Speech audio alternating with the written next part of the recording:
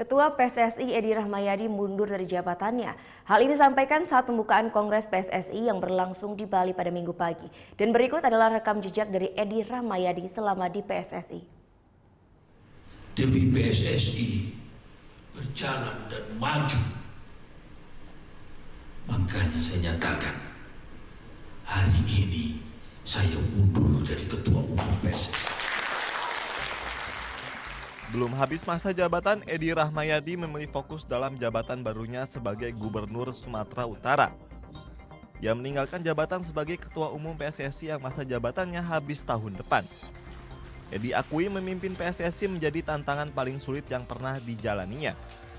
Berbesar hati, ia akui gagal memimpin organisasi yang dibentuk dari tahun 1930 itu. Gagal. Dalam hal apa aja? Dilarang ngatur skor, terjadi ngatur skor. Ya, ada perkelahian. Itu kan gagal berarti saya. Mudah-mudahan dengan wartawan membantu PSSI ini ke depan akan lebih baik. Sebelum Edi letakkan jabatan, PSSI tengah disorot akibat kasus pengaturan skor yang kini jumlah tersangkanya terus bertambah menjadi 10 orang. Para pengurus seperti Johar Lin Eng dan Dwi Irianto lebih dahulu ditetapkan sebagai tersangka. Tidak menutup kemungkinan kasus tersebut menjerat petinggi PSSI lainnya. Dari persoalan skor, kepemimpinan Edi lainnya yang juga disorot adalah prestasi timnas. Di level usia muda di masa kepemimpinan Edi boleh dibilang sukses dengan prestasi U16.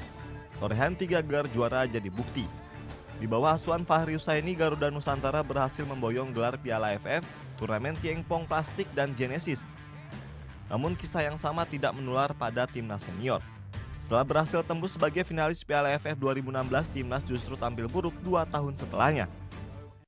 Luis Mia yang jadi pelatih Garuda justru tak diperpanjang kontraknya jelang turnamen AFF 2018 bergulir. Kursi kepelatihan beralih pada Bima Sakti. Bukan hanya gagal lolos ke semifinal, timnas senior hanya finish di peringkat keempat di klasemen grup B di bawah Thailand, Filipina, dan Singapura. Belum kelar dengan urusan timnas, persoalan supporter klub kembali mencuat. Haringa Sirla menjadi korban sebelum laga antara Persib melawan Persija Agustus tahun lalu. Komisi Disiplin PSSI sudah berikan sanksi tegas pada Persib yang harus jalani laga hingga setengah musim kompetisi tahun ini tanpa penonton, serta menggelar laga kandang di Kalimantan. Sanksi di era Edi menjabat ini dinilai cukup tegas meski belum menyentuh pengurangan skor untuk klub.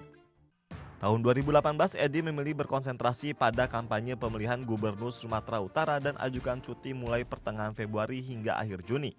Jabatan sementara saat ia cuti diemban Joko Driono. Di saat yang bersamaan, desakan agar Edi mundur terus bermunculan. Salah satu petisinya dimuat dalam change.org. Di luar petisi online, desakan Kongres luar biasa juga makin kencang di akhir tahun 2018 lalu. Belum sempat terlaksana, Edi akhirnya mundur lebih dulu. Oh yang beneran? Iya, oke. Tapi gue pernah. Nah, udah kan nonton beritanya? Jangan lupa di subscribe, di like, dan juga di komen ya akun YouTube dari Net Bali. Terima kasih udah subscribe. Yang belum, jangan sampai lupa. Di sebelah sini nih. Notif subscribe.